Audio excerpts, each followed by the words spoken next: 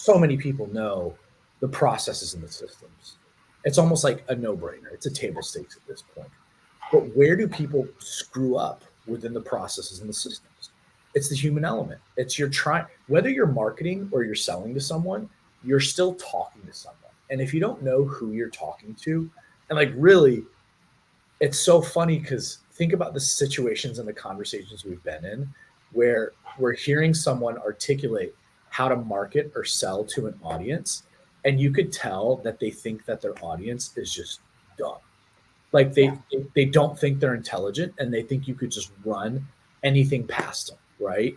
And it's a race to capture the lowest common denominator. And first of all, like, is that the business that you really want to generate? Like the people that are not smart or wise enough to use it effectively? Like, is that a good customer base?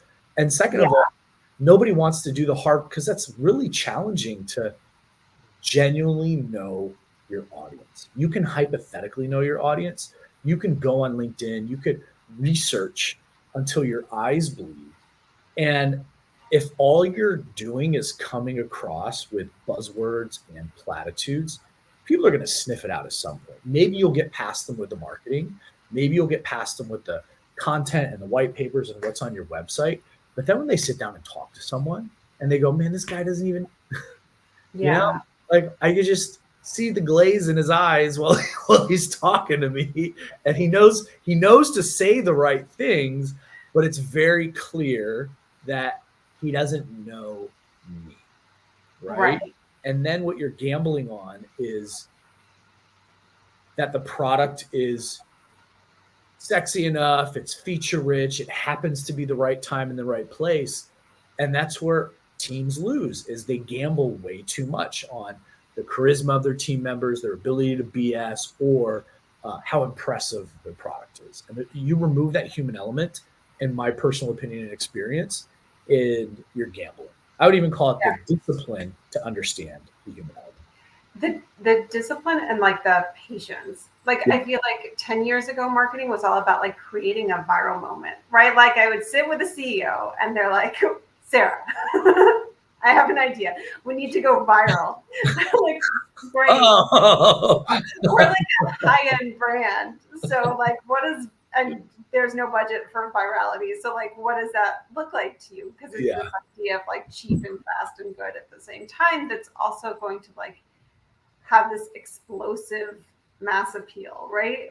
Where like good marketing and good sales is like a long timeline of like patience and credibility building and like being like being like right and not like a like not weird, right? Like I mean weird is like such a loaded term these days, but like you just have to not be weird at any touch point. Like you have to be good and you have to like not do something like a sales rep doesn't like has to not like push too hard. A Yeah. marketing thing has to be like not like like just like give you this off feeling, right? Like and you have to like have that patience so that you understand who the people are and like you can build that journey Yes. without like doing anything that's like that it just gives people like an icky feeling because Yeah. you are like, at the end of the day you are selling and they know they're being sold to, Yes. right? Like everyone, no, this is no one's coming The at it. jig is up. Everybody's selling. Everybody's buying. Like I said, go to LinkedIn, spend 30 seconds on LinkedIn and show me one person that's not selling to you. Spend 10 minutes on LinkedIn and show me one person that's not selling themselves, how amazing they are, what a wonderful life they have. Like everybody is trying to sell you something so you can subscribe to them, so you could join their network, so you can, I mean, we're doing it, right? but we're trying to do it in a more meaningful way. And I think that there's really something to be said to your point exactly. Be patient with the process. Obviously, you have something that you want to get out there, and it's going to take time, effort, and money to get it out there. Like there's going to be iterations, and that inauthenticity is really just a result of the fear and the trepidation of uncertainty. And that virality piece, why does something go viral? Because it touches something very human in us. right? It makes us laugh. It makes us cry. It like, that's why it goes, it makes us outraged. It like something happens, you know? Yeah, or it has like a huge budget behind it, right? Yeah. Like so many of the viral things, like after they launch, they're like, oh, that's what was going on, Yeah. right? It's just that like there was a whole production team behind it and a whole Yeah. promotion budget to get it out there, and With a bunch of very it's talented always people who have exactly, perfected their craft and they know, yeah, they know how to write. They know how yeah, to make you laugh. They know how to make you feel outraged. Like that's an art form. We go to the movies for that. We read books for that. Like, you know what I mean? yeah. And they were paid for 12 months to try for 12 months to get Yes. this virality, right? Yes. Like that's the other thing that I think is always hard. It's like looking, right? It's like assessing someone else's marriage. Like it's very easy to look at marketing and be like, oh, well, they did it in this one post, where you just like what you don't see is the margin and like the cost behind it. Like Yeah.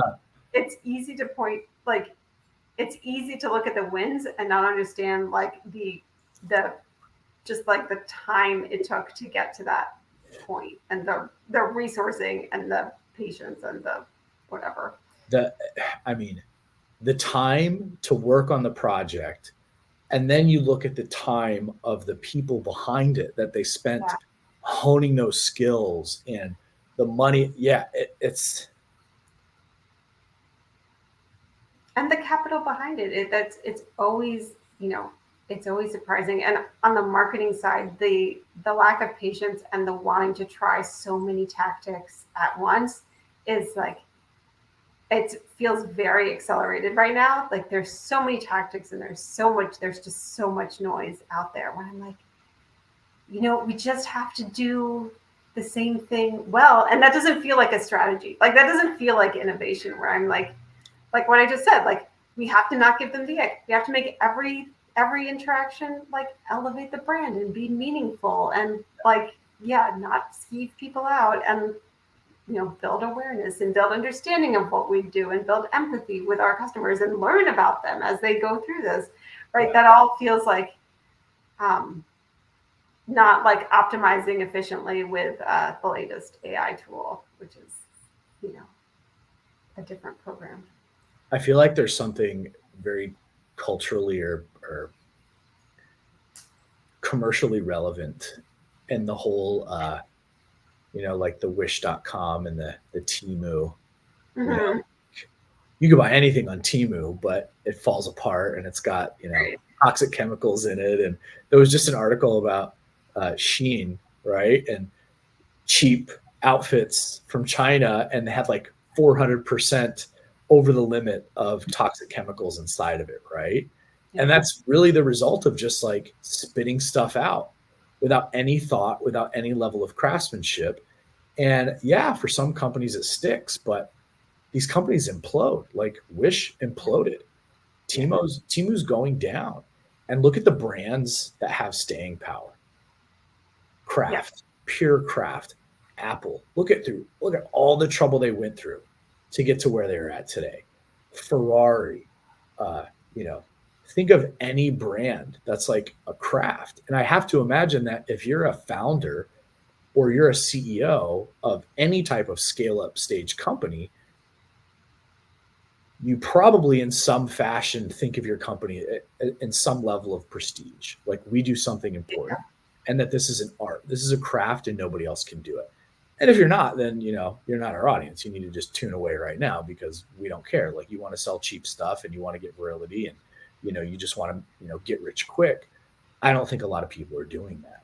And I find that really fascinating that there's a lot of founders and by extension VPs of sales and marketing that pander to those founders and CEOs when they have these like crazy ass ideas. Yeah. Say like, do it cheaper, do it faster. It's like, push back, guys. Like, have some backbone. Show them. And obviously, the assumption is that you are actually making an effort and that you are doing things that are measurable. Show the measurements, show what you're doing. And again, there's a very human element to it. And if you bring that human element into your organization, it's going to be reflected back out to your customers. Yeah.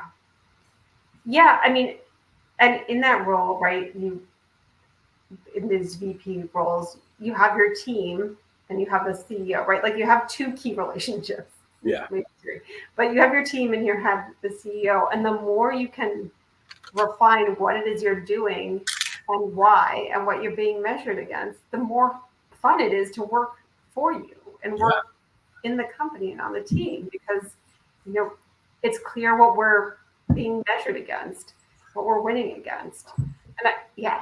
And that's where like real curiosity about customers and what they're doing and what they care about, and marketing really being curious and learning from sales teams, like what are you hearing and what's going on, and like what could we be doing differently, that you can actually do stuff that wins because it's actually what people want, which is maybe not like sometimes marketing feels disappointing because you're not selling it against the most innovative thing. You're selling it against the thing that your customers care most about, right? So it's not the thing that the founder is most excited about, but it's the thing that actually makes a difference in a customer's life. Like maybe it's the Weetabix is because like you live with your mom likes Weetabix, not because like they did this new packaging and rebrand and like partnered with the Olympics or whatever, right? Like, so you have to kind of like live in the world that your customers live in, not in the world that you wish your customers lived in. I actually have a very relevant personal experience with that. So there was this one of my friends. He's a sales consultant, and he has a really, really great business. And his background is really interesting because he was a stand-up comedian.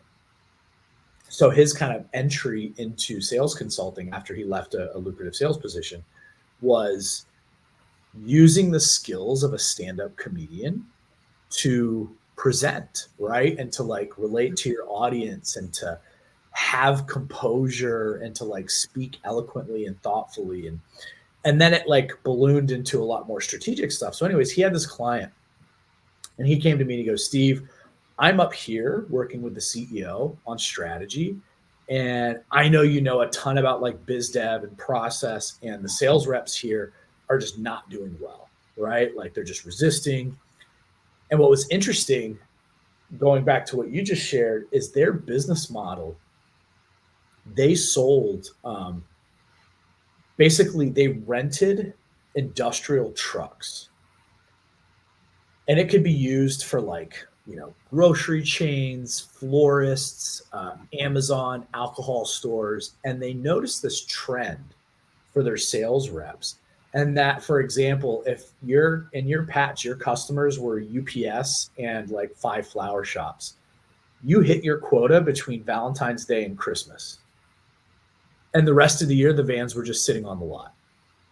And the CEO is like, how are we not expanding our business? And the sales rep had no motivation to go sell because he's like, what do you mean? I'm hitting my quota. Like, UPS calls just before Christmas, and the florist called just before Valentine's Day. Yeah, exactly. And it's like, we're meeting our customers' needs. Like, what do you want? Yeah, exactly. I'm like, wow, that's a great job. That's so like, that goes so deep, because on the one hand, it's kind of like, what's the complaint? But on the other hand, it's like, yeah, how do you scale the business? How do you? But then where it gets even more fascinating is when I was talking to them, it turns out when they had originally started the business, they had like 5 different products going on at once. One was the vans you could rent. It was basically like a rent equipment type stuff. You could rent like these massive trampolines and these bouncy castles. You could rent these vans. And guess what? Only vans were what the customers wanted.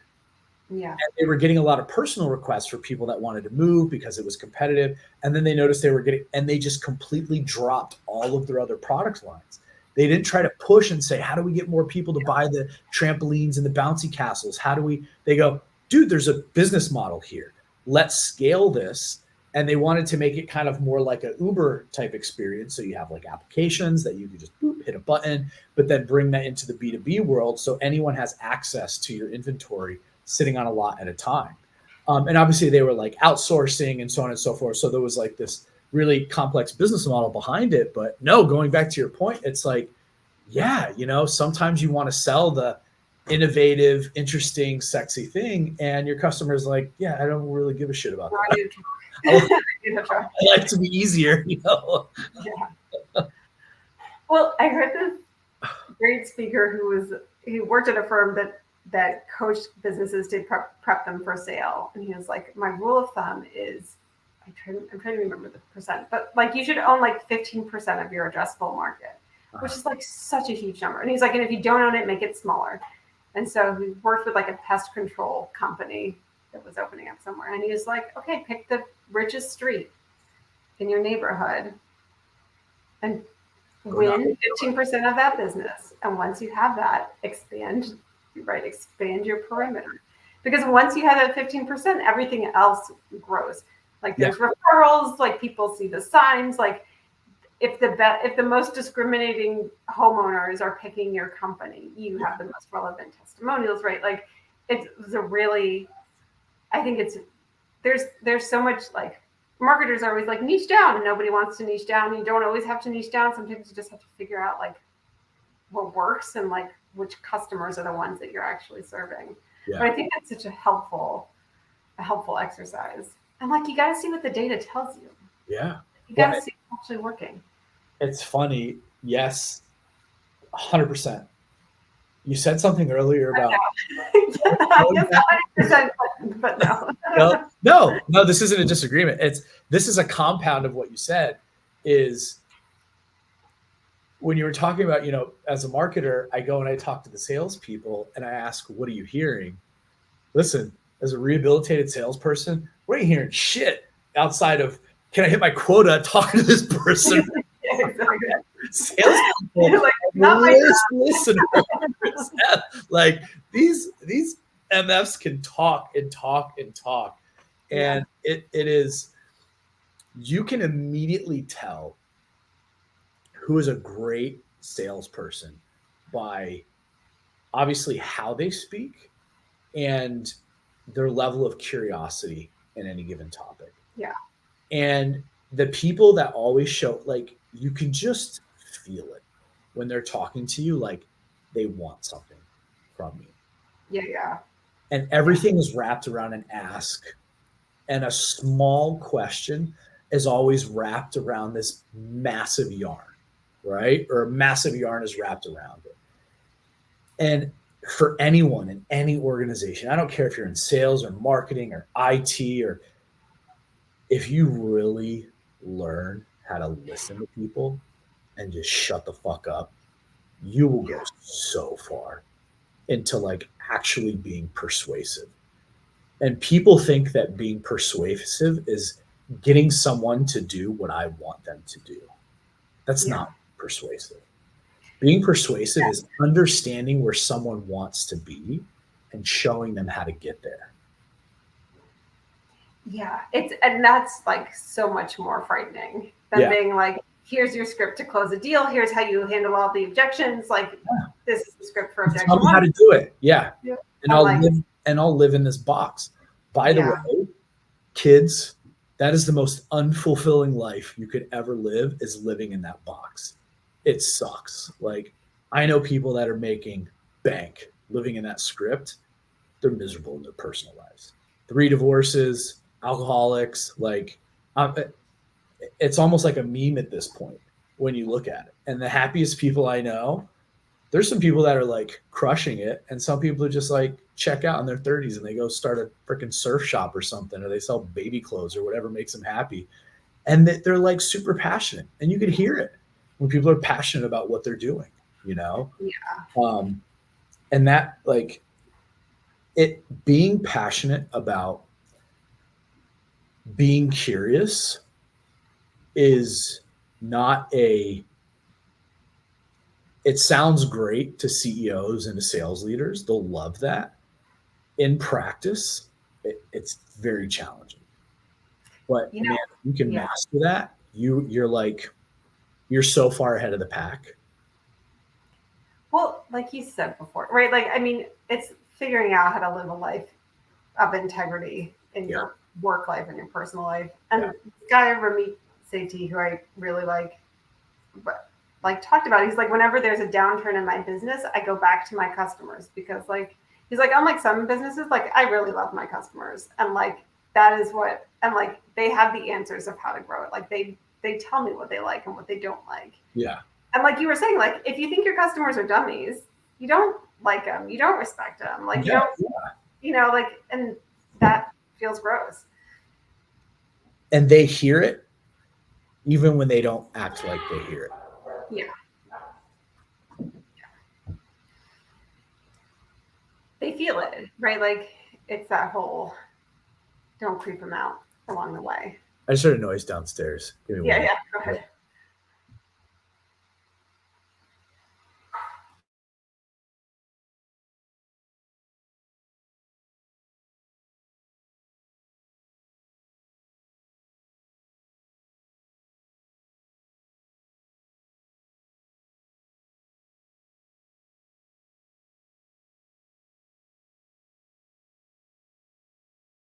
The dogs got into a fight and my wife had to break it up. So it's sales and marketing, just fighting each other. My dog's names. No. Sometimes they get along. Sometimes. Wow, that'd be funny and sad if I'm sure someone out there has two dogs named sales and marketing. It's horrible. I did have a tagline of like what happens when sales gets smart and marketing stop getting polite and start getting real. Yeah. To ages. I remember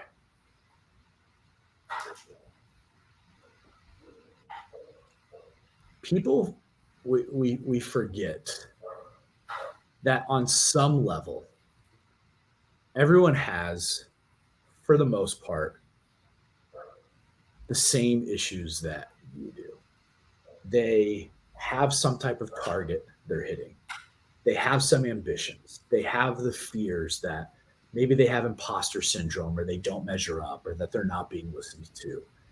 And when we walk into situations with either that assumption that everybody else is stupid, I have all the answers and they just need to listen to me, or this fear that like, oh man, I'm being attacked at every angle, and you like clam up, you're never going to have the level of authentic conversation that's required to make any amount of progress or to convince or collaborate with people. And more times than not, convincing someone is really just moving them a little bit closer and moving yourself a little bit closer towards what an ideal. And to your point earlier, a lot of that is like iteration.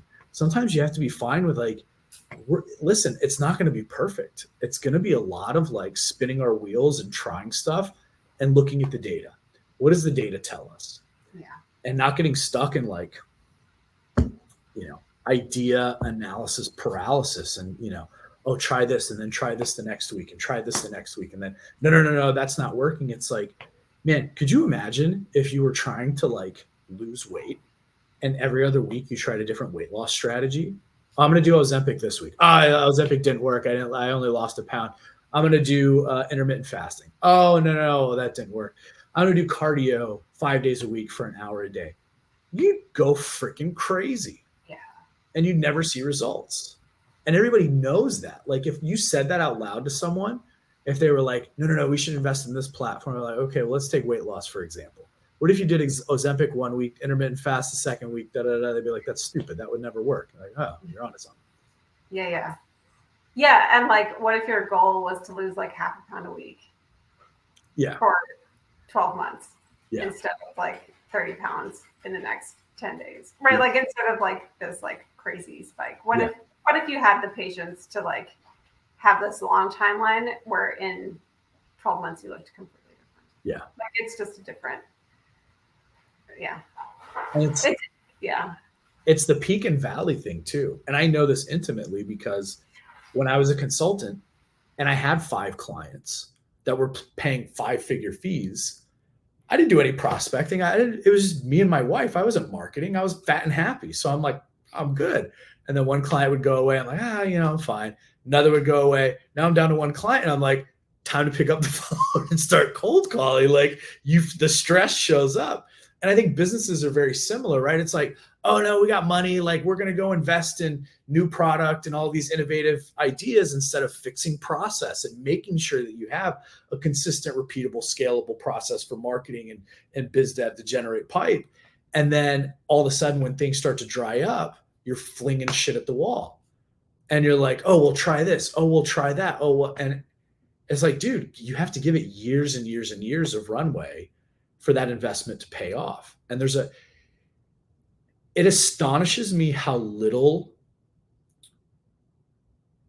credit people give the data that's collected in the course of executing some kind of process or initiative. They're always like looking for like, what did we get out of it? What was my one-to-one exchange or higher of return on investment? And then ironically enough, when you go and you sit down at organizations and you go and they're making these like assertions, you go, okay, well, what's the historical data that led you to that conclusion? Oh, well, we don't have that.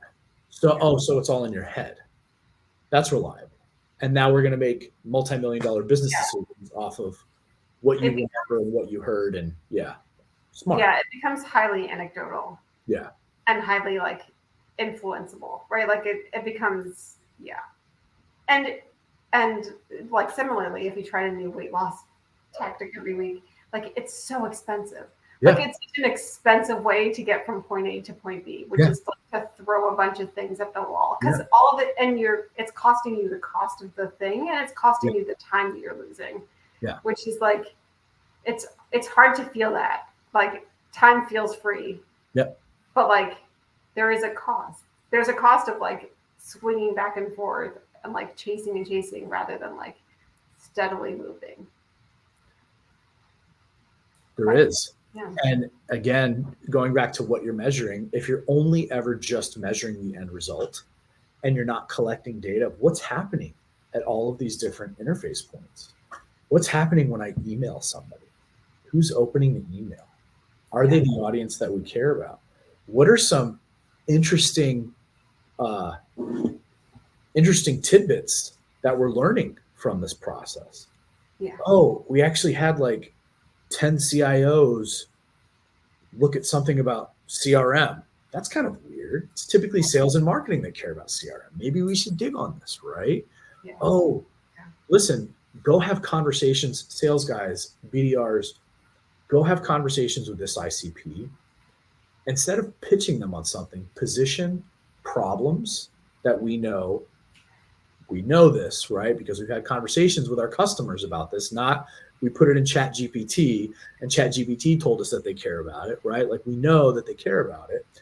And just go have thoughtful conversations with them and try to schedule meetings with them to see if and how we can offer some insights, super high level, right?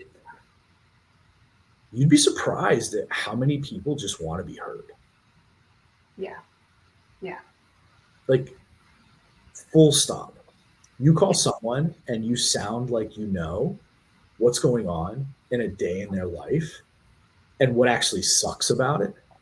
Like, man, I talk to CIOs like you and they tell me that they're frustrated that their tech stack isn't future proof and they don't have enough staff on hand and they got to do this, that, and the other thing. And their CEO won't give them budget and they just have no idea, how they can help the business outside of cutting costs and robbing Peter to pay Paul. Yeah. Does that resonate with you at all? And you're going to get several people, maybe 30 or 40% go, no, this fucking has nothing to do with me. Guess what? That's not your customer. Right. That's an insight that you've gleaned. You can look at these companies and then you can profile these companies and say, oh man, what are the trends across all these CIOs that told us, no, their companies are in this revenue band. Maybe they're in this vertical. Maybe there's no correlation between them. And it's just, there's a portion of your market that just isn't viable for your services. And then you have another 40% that go, yeah, that's really frustrating. Yeah. Yeah. Right. Yeah. Like, that's compelling. That really fine tunes what your TAM is. That fine tunes who your ICP is. And you get better at talking to those people. Like, what is the basics of selling? Find somebody who has a problem that you can solve and sell it, sell the solution to them. Like, it's that simple. It's you would think it's simple. I just saw like an MBA team from like whatever the top 2 MBA program in this country, and it was a 40-page document on how to sell B2B. And I was like, and the first call script was 4 paragraphs about the brand. And I was like, you guys don't know even broadly what the pain point is of this target audience. Yeah. Is pitching to retailers. And I was like, what do retailers care about? Yeah. What's bothering? Like, we know that it's really hard these days. So tell me, like, do some research, read some articles, go to NRF, see what's going on, and figure out, is it supply chain issues? Is it that they're competing with Amazon? Is it that they're competing with TikTok? Like, figure out how you're positioning your brand in B2B. Don't give them a script. Both marketing and sales, marketing especially, is really guilty of just being like, let me present you my brand. Yeah. Over here, this is one part of my brand that I care about. Over here is the other part of my brand that I care about. And they're like, okay. It's always positioned as this authority that's, you should care about these things. Right. Like, we figured it out. And it doesn't matter what's going on in your world. You should be paying attention to these things. Yeah. And people are just so, dude, the internet is so easy these days. It's just like wild to go out into a marketplace and to try to advocate a position that doesn't stem from some level of empathy or understanding, which is really what we're talking about at the end of the day. And it's like, you can be prescriptive if you can either or have diagnosed what the issue is in the past. If you could talk, and I think, again, snapping out, sales and marketing teams talk to companies, they don't talk to people, which is the biggest problem, and why there is no empathy. I've listened to 1 million salespeople talk to another person, and when they talk to the person, they literally address them as, oh yeah, my understanding is Stanley Black & Decker is struggling. And they'll look at the person in the eyes and say the company name over and over and over and over again. And I'm like, dude, that is one person in a 5,000 employee company. Like, don't dehumanize them and diminish them down to like a cog in the wheel. And they don't feel like it because you think you're being smart. Like, oh, I did all my research and and I could speak to you about this. But at the end of the day, you just came off as like, dude, you're just a means to an end. You're going to help me get my paycheck. Yeah. I need to sound smart to you. Yeah. Yeah. Yeah, it's tough. I mean, it feels so obvious, but I was just talking to a client because we're working on content, and I was like, just think of the customers your best customers, who you like, who you want more of, and the questions they've asked you, and just write out the answers. Yeah. Because they're the people who are asking you the questions. Like, just start from their point of view. Like, just start from the people you want to talk. Think of the people you want to talk to and talk to them like you'd have a conversation, like a friendly, empathetic conversation. And it's counterintuitive. It's just not how people think about it. Yeah. And it's a very Western thing. It's a very cultural thing to know and to have pride in being an expert. And we're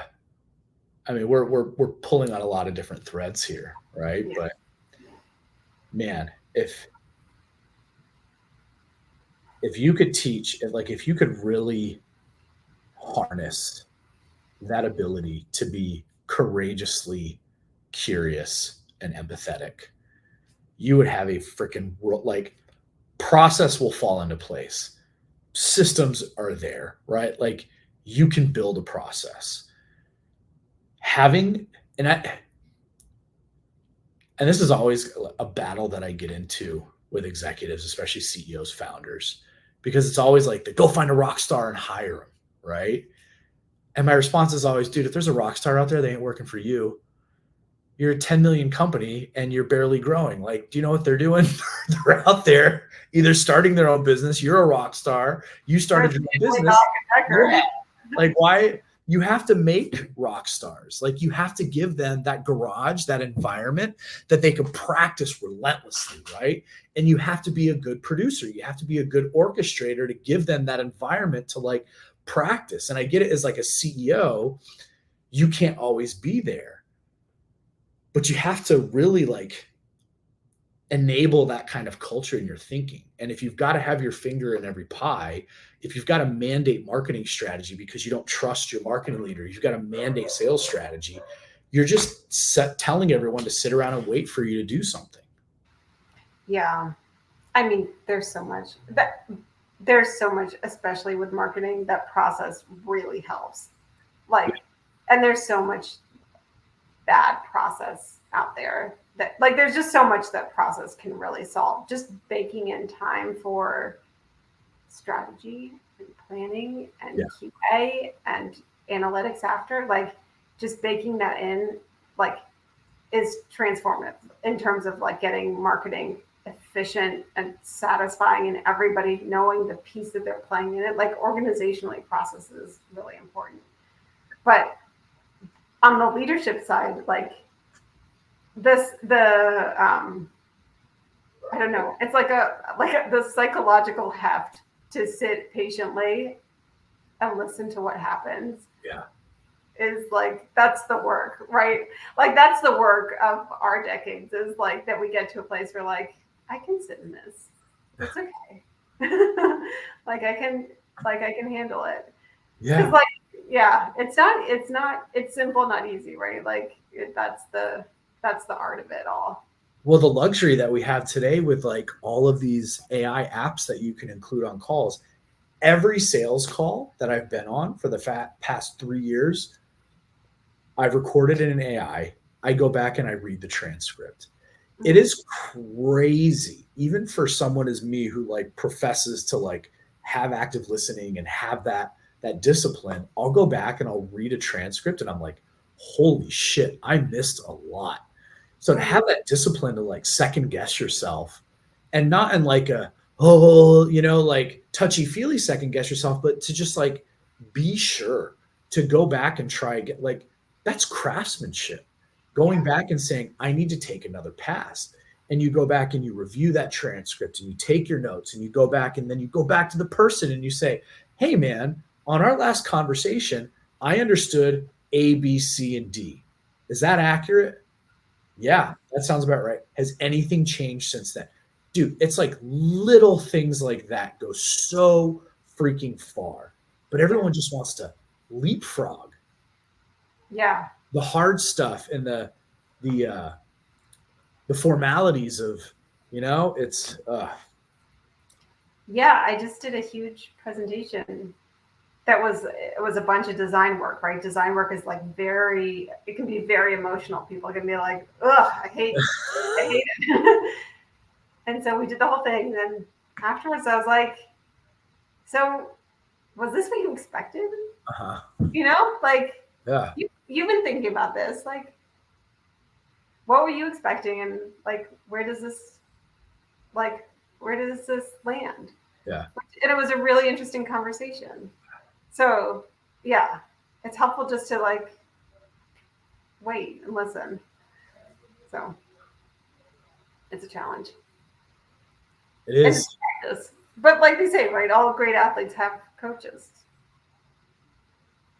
And they practice and they practice and they practice. Well, I watching the Olympics with my family and watching Simone Biles, right? She's the best of the best. Like she's incredible. And she does her routine, and every time she makes a mistake, which means that her craft is executing to the best of her ability, knowing that she's going to make a mistake every time. Yep. And I was like, she has to live with that. Like, she's going to watch it over and over again and see where she messed up and see how she can fix it. But she will never get a 10 out of 10. Like, that's the top score, but it's unreachable for the best person in the world at it. Yeah. And I was like, that is so humbling. Like, she has to live every day with that humbling fact that she's going to do her best, and that includes like living with making mistakes. It's tough. Yeah, it just makes me think about that kind of personality trait of the people that do think that they're getting 10 out of 10, but they're never in the Olympics. Right? Exactly. It's like 10 out of 10 or nothing, right? Like, you see so many blowhards on calls, and you're just like, how could you be so confidently wrong about this? Right? And they're like 10 out of 10, right? And then you get someone like a Simone Biles, who is just like so disciplined, so tenacious, so like conscious, right, of every tiny thing, and just put it their best. And I think that's what you're touching on is a harsh reality, that for all of this effort, for all of this trying, if you're still not uncertain, and if you're still not questioning yourself, or still not trying to iterate and be better, you're always going to be stuck where you're at. Yeah. You're always going to be stuck where you're at. And if you're bringing that from organization to organization, maybe it's not the founder, right? To get off the founders into CEOs for once, you know, and that's like soul searching, right? Complete yourself. Yeah. And it's people like us that are just constantly mining and constantly challenging ourselves and constantly thinking through it, where you just kind of step back and you're like, I feel like I'm not being heard. I feel like for all my efforts, like something's not unlocking. And this happens. I'm sure this has happened to you, but you just keep persisting, you keep iterating, you keep trying, and then something just fucking turns, right? You turn a corner and you're like, I'm seeing results. Yeah.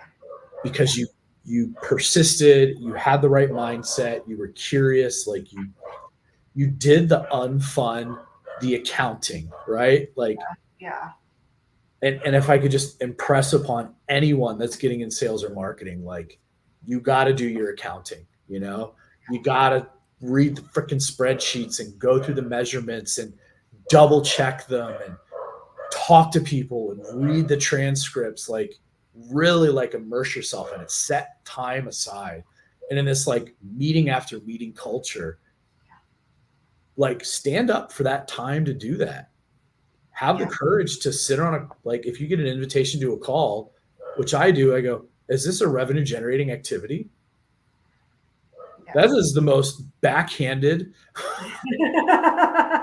shutdown for a meeting and a multi-participant friggin' thread. And to have someone go, no, and you go, all right, I'm not going to be on this. Like, you got like sales and marketing people, you have such an easy out for dumb meetings. Like, don't sell yourself short. It's very simply, is this a revenue generating conversation or activity?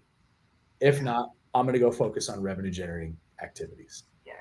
And you block that out on your calendar and you focus. And I promise you, in that, immersing yourself in the data and doing the curious activities, the listening activities, the reaching out and talking to your customers and to your prospects, you're gonna find the insights that are gonna move the needle. Yeah. And then the fun part is selling it back to your CEO, who wants to do, you know, exactly, crazy shiny object thing over here and not boring. Yeah. You know, the thing you can control is yourself. Yeah. You can control your own world and your own self. So figure out how to do that.